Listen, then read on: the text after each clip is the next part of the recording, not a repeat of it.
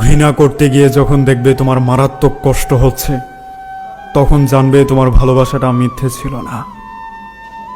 বিশ্বাস করো বন্ধু, পৃথিবীতে সবাই ঠকেছে। কেউ ঠকেছে শুরুতে, আবার কেউ ঠকেছে শেষে। সত্যিকারের ভালোবেসে কেউ ভালো নেই, কেউ না।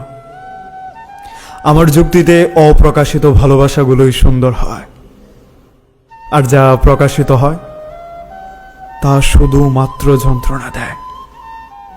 তোমার সুখের খাবার, সুখের ঘুম, সুখের বেঁচে থাকা সব কিছু কেড়ে নেয়।